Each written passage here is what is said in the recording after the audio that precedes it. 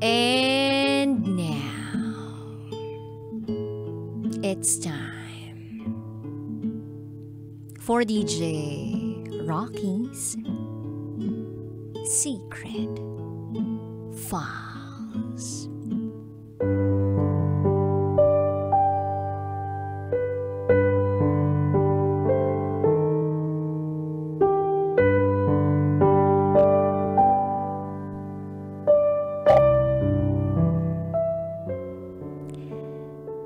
Sabi ng biyanan ko sa akin, nahayaan ko na ng babae ang asawa ko dahil tapos na.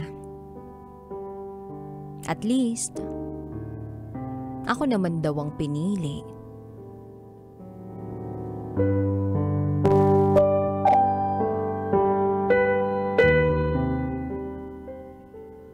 Hi DJ Rocky. Sana ay mapaunlakan mo ang sulat kong ito. Itago mo ko sa pangalang Mavi. From Malasiki, Pangasinan. At ito, ang aking secret file.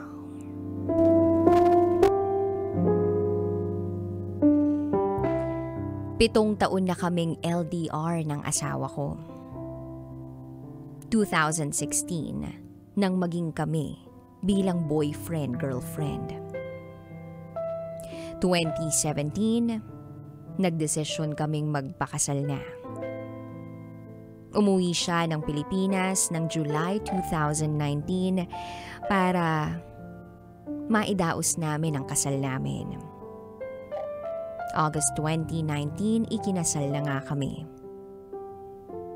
After ng kasal, masaya, enjoy na enjoy. At finil talaga namin ang pagiging bagong mag-asawa.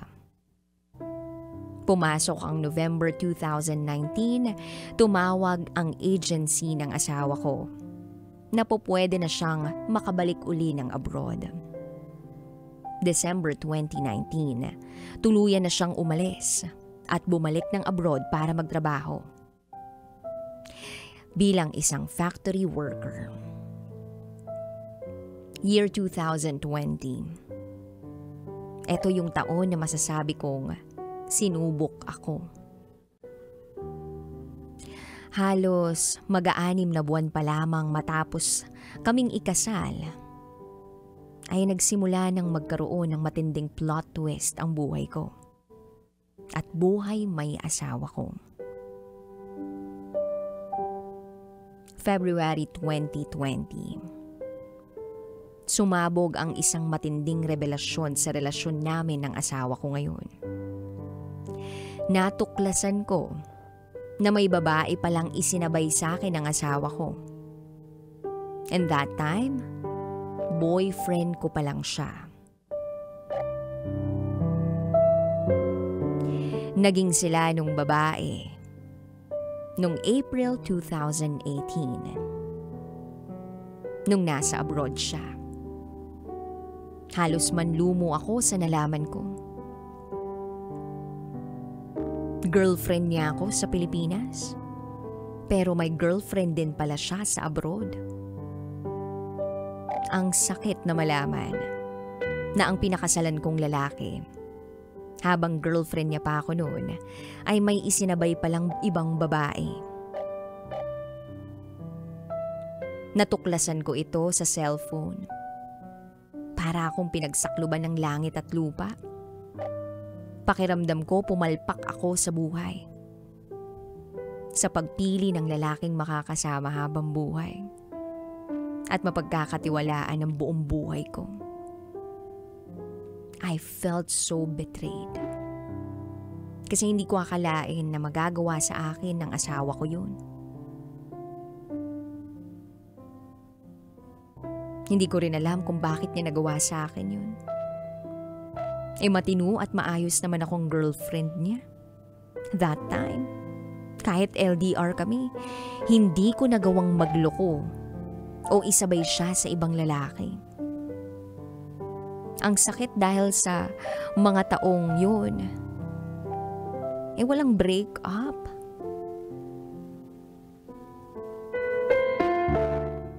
Matapos yun, walang pagkakataon sa buhay ko na nagtatanong ako kung bakit nangyari sa akin yun. Bakit sa mga tao na gaya ko, na pure yung binibigay na pagmamahal pa nangyari ang bagay na to. At nalaman ko pa na bukod sa bagay na yon,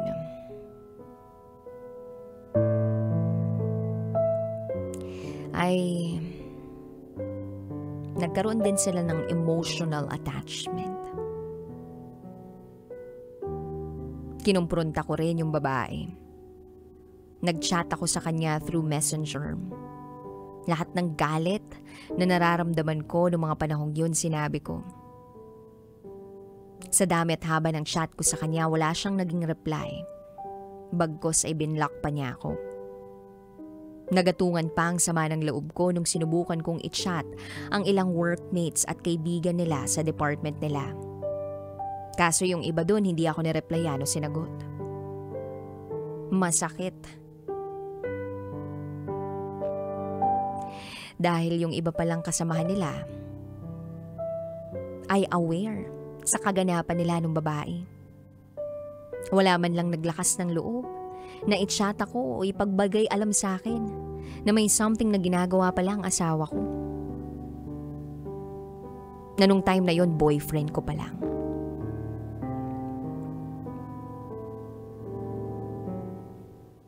Nagkaroon pa sana ako siguro ng pagkakataon na masalba ang sarili ko sa plot twist na nag-aabang sa akin sa pagpasok ng 2020. Ang sakit, hindi ko ma-absorb ang dahilan at apology ng asawa ko. Wala akong nakuwang paliwanag at apology mula rin dun sa babae. Walang moment nun na bigla-biglang tinatadtad ko ng chat ang asawa ko tungkol sa mga nararamdaman ko. Once na bigla akong maalala o maramdaman yung sakit, ayun. Gawa nga nang wala akong mapaglabasan ng mga time na to. Hindi ko maikuwento sa pamilya ko, pamilya ng asawa ko, o maging sa best friend ko. Kalaunay, nag-attempt ako na mag-open sa magulang niya tungkol sa nagawa ng magaling kong asawa. At ang sabi sa akin ng biyanan ko ay, hayaan mo na dahil tapos na. Ikaw naman ang pinili. Sa totoo lang nasaktan at na-offend ako kasi pakiramdam ko utang na loob ko pa na ako ang pinili ng asawa ko. Simula nang mangyari yun, never na ako nag-open sa kahit anong issue na meron kami ng asawa ko. Nung sa magulang ko naman ako lumapit, ang naging payo nila ay patawarin ko lamang ang asawa ko. Tanggapin ang nangyari dahil tapos na at mag-asawa na kami. Ako naman sa kabilang banda ay hindi pa maka-absorb ng advice nila. Especially yung sinabi ng mother-in-law ko. Pagkatapos ng mga nangyari, pinilit ko ang sarili ko na makamove forward. Kahit nagsusumigaw ang kalooban ko ng hustisya.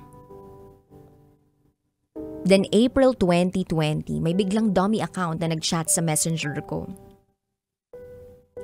Na-recognize ko na yung account na iyon ay parang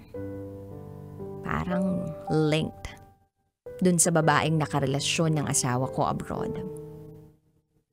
Humingi lang siya ng pasensya sa nangyari. Wala siyang sinabi na sorry, kundi pasensya lang. Dahil hindi pa rin ako nakaget over sa mga alaala at mga sakit na naramdaman ko ay napagsalitaan ko uli siya ng masasakit na salita. Hindi ko tinanggap ang pasensya niya sa galit ko. At sa laki ng trauma na na-encounter ko sa tahimik na buhay ko.